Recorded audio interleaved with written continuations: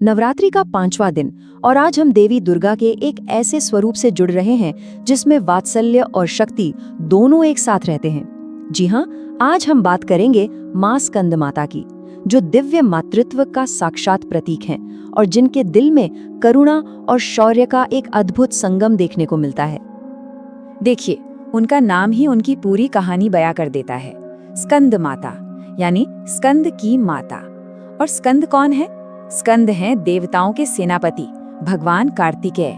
तो उनका सबसे पहला और सबसे बड़ा परिचय यही है कि वो उस महान योद्धा की मां हैं। लेकिन सवाल ये उठता है कि उन्हें ये दिव्य भूमिका क्यों और कैसे मिली।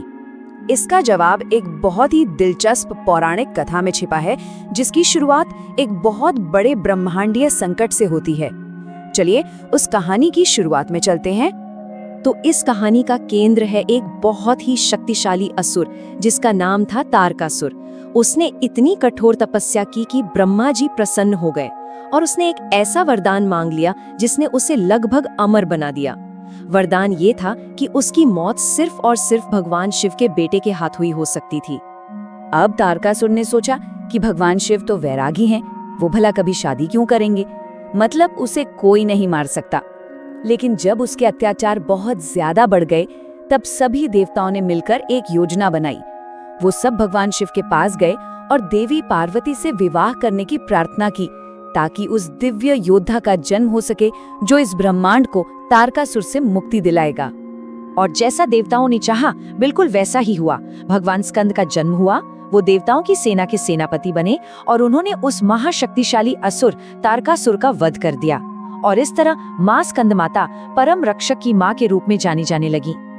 तो इस कहानी से मां की महिमा तो पता चलती है, पर उनके स्वरूप का हर एक हिस्सा अपने आप में एक गहरा रहस्य समेटे हुए हैं। आइए उनके इस दिव्य स्वरूप के प्रतीकात्व को थोड़ा और समझते हैं और जानते हैं कि ये ऊर्जाओं के किस अद्भुत संतुलन को दिखाता है। जरा उनके दिव्य स्वरूप का ध्यान कीजिए। उनकी 4 भुजाएं हैं और वो शौर्य और साहस के प्रतीक एक सिंह पर विराजमान हैं। उनके हाथों में खिले हुए कमल उनकी परम पवित्रता को दिखाते हैं और एक हाथ से वो हम सबको वरदान दे रही हैं। पर इन सब में सबसे कोमल और सबसे शक्तिशाली प्रतीक है उनकी गोद में बैठा उनका बाल स्वरूप भगवान स्कंद। और यहीं उनके स्वरूप का सबसे अद्भुत रहस्य खुलता है। एक तरफ वो वात्सल्य से भरी ममतामयी मां है जो अपने पुत्र को गोद में लिए हुए हैं, वहीं दूसरी तरफ वो उस सिंह पर सवार हैं जो ब्रह्मांड की रक्षा करने वाले एक महायोद्धा को जन्म देती हैं। ये करुणा और शक्ति का, कोमलता और शौर्य का एक दिव्य संतुलन है। तो उनका बाहरी स्वरूप हमें संतुलन सिखाता है और उनकी आराधना हमारे अंदर के ऊर्जा केंद्रों पर भी बहुत गहरा असर डालती है। ये सिर्फ एक बाहरी पूजा नहीं है, बल्कि एक अंदरूनी जागरण की प्रक्रिया है। जो साधक हैं, योगी हैं, उनके लिए मां स्कंद माता का ध्यान बहुत खास महत्व रखता है। माना जाता है कि जब हम उनके स्वरूप पर ध्यान करते हैं तो हमारा विशुद्ध चक्र यानी हमारे गले का जो एनर्जी सेंटर है वो जागृत होता है और ये चक्र शुद्धि और संवाद का केंद्र है। और जब ये चक्र जागृत होता है तो इंसान को कमाल के आध्यात्मिक लाभ मिलते हैं।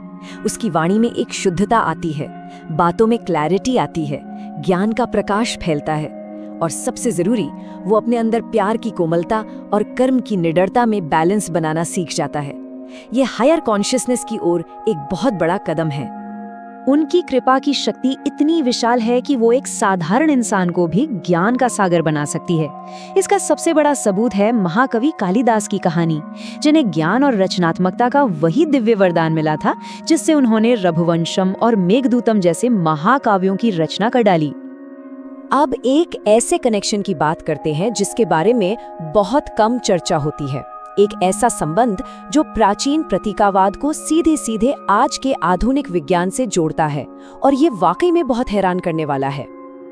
आज की एक आधुनिक व्याख्या के अनुसार मां स्कंद माता का स्वरूप, जिसमें वे अपने पुत्र को गोद में लिए हुए हैं, एक बहुत गहरी मनोवैज्ञानिक सच्चाई को दिखाता है। ये एक प्रतीक है कि कैसे हमारी जागरूकता, हमारी कॉन्शियसनेस जब करुणा यानी कंपैशन के साथ मिलती है तो आत्मज्ञान का रास्ता खुल जाता है। और ये कोई कल्पना नहीं है, ये प्राचीन अवधारणा सीधे तौर पर न्यूरोप्लास्टिसिटी के आधुनिक वैज्ञानिक सिद्धांत से मेल खाती है। न्यूरोप्लास्टिसिटी का मतलब होता है हमारे दिमाग की नई आदतें और नए रास्ते बनाने की क्षमता। आज का विज्ञान कहता है कि जब हम करुणा जैसी भावनाओं पर ध्यान केंद्रित करते हैं तो हमारे मस्तिष्क की बनावट में सचमुच फिजिकल बदलाव होते हैं। सेल्फ अवेयरनेस और कंपैशन से जुड़े दिमाग के हिस्सों में ग्रे मैटर बढ़ता है। इसका मतलब ये हुआ कि मां स्कंदमाता का प्रतीक हजारों साल पुराना एक खाका है जो हमें बता रहा है कि कैसे करुणा का अभ्यास हमें स्थायी रूप से बदल सकता है। तो अंत में चलिए उन ठोस आशीर्वादों और जीवन के सबकों को संक्षेप में समझते हैं जो उनकी दिव्य ऊर्जा से हमें मिल सकते हैं। उनकी कृपा सिर्फ आध्यात्मिक नहीं है, बल्कि वो जीवन के हर पहलू को छूती है। ऐसी मान्यता है कि उनकी सच्ची आराधना से जीवन के 4 पुरुषार्थ यानी धर्म, अर्थ, काम और अंत में मोक्ष, ये सभी सहज ही मिल जाते हैं।